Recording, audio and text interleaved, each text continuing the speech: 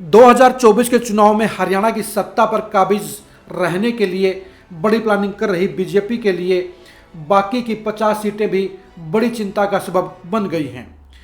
40 सीटों पर बीजेपी के विधायक हैं और 50 सीटों पर विपक्ष के या सहयोगी पार्टी जेजेपी के विधायक हैं। ऐसे में बीजेपी के लिए सबसे बड़ी समस्या ये हो गई है कि वे हारी हुई सीटों पर ऐसे कौन से चेहरों पर दाव लगाए जो 2024 के चुनाव में अपनी जीत का डंका बजाकर बीजेपी को सत्ता का सरताज बना सकें। बीजेपी के लिए सबसे बड़ी दिक्कत यही है कि 50 सीटों पर हारे हुए उम्मीदवारों में से सिर्फ 10 प्रत्याशी ही ऐसे हैं जो जीत की दौड़ में शामिल हो रहे हैं। यही कारण है कि बीजेपी के लिए 2024 के चुनाव में पिछली बार प्रत्याशी रहे चेहरों की टिकट काटना मजबूरी हो सकती है। इन 40 विधानसभा क्षेत्रों में बीजेपी ने नए चेहरों की तलाश शुरू कर दी है। आपको बता दें कि बीजेपी कालका, नारायणगढ़, मुलाना, साढौरा, शाहबाद, गुलाचिका, पुंडरी, नीलोखेड़ी, असंध, समालखा, इसराना, रानिया, एलनाबाद, कालावाड़ी, सिरसा, उकलाना, बरवाला, तोशाम, दादरी, कलानौर, महम, किलोई, बहादुरगढ़, झज्जर, बेरी, गोहाना, बड़ौदा, खरखोदा, रेवाड़ी, बादशाहपुर, फरीदाबाद एनआईटी, पृथला में नए चेहरों की तलाश कर रही है। इन सीटों पर पिछले चुनाव में बीजेपी के प्रत्याशी चुनाव हार गए थे। ऐसे में 2024 में बीजेपी के लिए इन वर्तमान प्रत्याशियों पर दांव लगाना खतरे से खाली नज़र नहीं आ रहा है और बीजेपी इसीलिए इन सीटों पर नए चेहरों की तलाश कर रही है। बीजेपी के लिए दिक्कत यह है कि बीजेपी के पास जो 2019 के जो प्रत्याशी रहे उनमें से सिर्फ कर्णदेव कंबोज, पवन गर्ग, कैप्टन अभिमन्यु, कविता जैन, मनीष ग्रोवर, ओम प्रकाश धनखड़, सुभाष बराला, आदित्य देवीलाल, सुखविंदर शोरान, जाकिर हुसैन, प्रेमलता और नसीम अहमद ही ऐसे 12 चेहरे हैं जो जीत की दौड़ में शामिल नजर आते हैं, जिनकी दावेदारी अभी भी मजबूत है। लेकिन बाकी 38 सीटों पर बीजेपी के पास ऐसे दावेदार नहीं हैं जो 2024 के चुनाव में बीजेपी को चुनाव जिताने की क्षमता रखते हों। इसलिए इन सीटों पर बीजेपी नए सिरे से समीक्षा करवा रही है, नए सिरे से सर्वे करवा रही है और 2024 में प्रत्याशी रहे चेहरों के बजाय दूसरे चेहरों की तलाश कर रही है।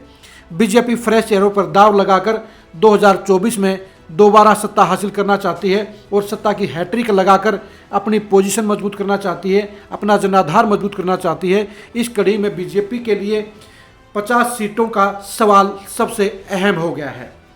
क्योंकि 40 सीटों पर जहां बीजेपी के एमएलए हैं वहीं 50 सीटों पर उसके लिए जीत दर्ज करना सबसे बड़ी चुनौती है। एक तरफ बीजेपी के आधे से ज़्यादा विधायकों के खिलाफ जनता में आक्रोश, नाराजगी और मायूसी का माहौल है, तो दूसरी तरफ हारी हुई सीटों के ऊपर बीजेपी के लिए जीत हासिल करना आसान नज़र नहीं आ रहा है, क्योंकि 50 में से सिर्फ 12 सीटों पर ही उसके प्रत्याशी जीत की दावेदारी में शामिल हैं। इसलिए बीजेपी की चिंता बढ़ गई है और बीजेपी के लिए जिताऊ प्रत्याशियों की तलाश करना मुश्किल हो गया है, क्योंकि उसके सामने इसमें जहां कांग्रेस की बड़ी चुनौती है वहीं जेजेपी उसकी सत्ता की पार्टनर है।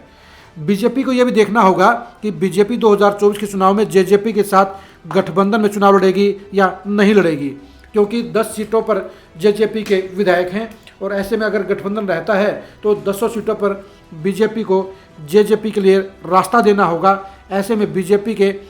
10 बड़े नेताओं के लिए अपनी सीटें छोड़ना मजबूरी होगी। ऐसे में बीजेपी के लिए फिर भी 30 सीटें ऐसी बचेंगी जहां पर उसके पास वर्तमान में जिताऊ चेहरे नहीं हैं। उसके लिए रोहतक, सोनीपत और झज्जर की बेल्ट सबसे ज़्यादा कमज़ोर है, क्योंकि इस बेल्ट में भूपेंद्र हुड्डा का दबदबा होने के चलते बीजेपी के पास जिताऊ प्रत्याशी नहीं मिल रहे हैं, जिताऊ चेहरों का अकाल है और यही कारण है कि बीजेपी इस बेल्ट में नए सिरे से सर्वे करा रही है और जिताऊ चेहरों की तलाश कर रही है। अब देखने की बात यह है कि बीजेपी इन 40 सीटों में कौन से चेहरों की तलाश करती है, कौन से चेहरों को जीतने के लायक समझती है और कौन से चेहरों को 2024 के चुनाव के लिए तैयार करती है।